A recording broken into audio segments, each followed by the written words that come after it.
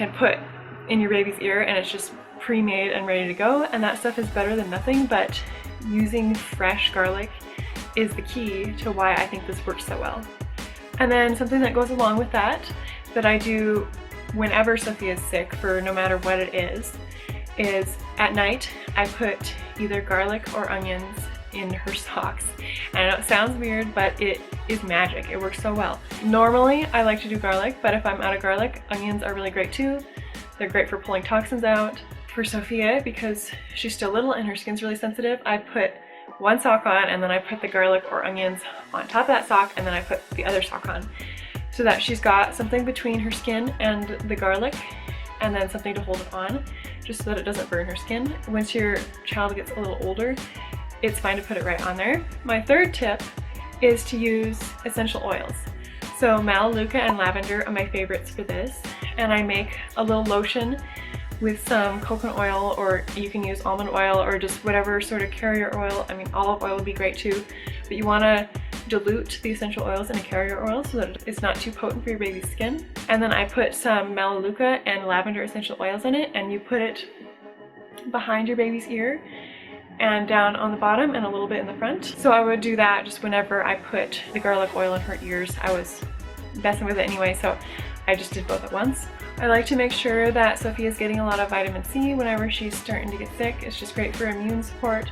So I found some little tablets on Amazon that you can feed right to them, and they dissolve really quickly so that they can't choke or anything, and I really like those. You can also get powdered vitamin C. I have some. It's actually acerola powder. It's vitamin C powder. It's really nice, high quality stuff, so I will put some of that in her bone broth or whatever she's going to be drinking. One thing that helps just with pain management is putting a warm compress over the infected ear.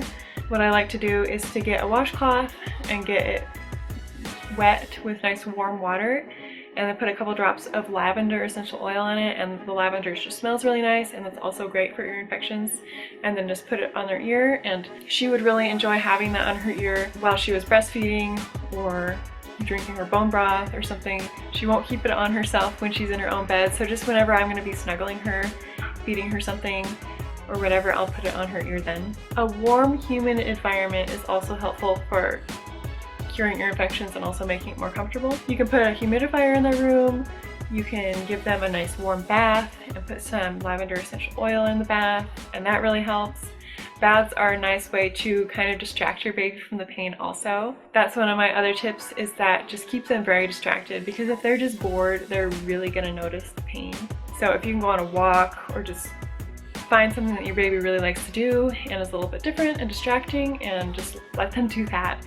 And also let them snuggle a lot, because it's proven that it reduces a baby's pain if it can be right up against their mom and with their mom. And so I don't require her to play independently when she's got an ear infection or isn't feeling well. I just let her snuggle me as much as she wants, even though I get nothing done, but that's fine. It's only for a short time. And then my last two things are things I haven't tried yet. I haven't had the chance because the garlic oil has always worked so well for us, but these are on my list of things that I can try if I don't have garlic or it's not working for some reason. But you can get homeopathic medicine for ear infections. You can either get eardrops or I think tablets that they take and it dissolves in their mouth. I really like homeopathic medicine. I use homeopathic stuff for her teething, so I'm a huge fan of homeopathy. And then the other thing is hydrogen peroxide.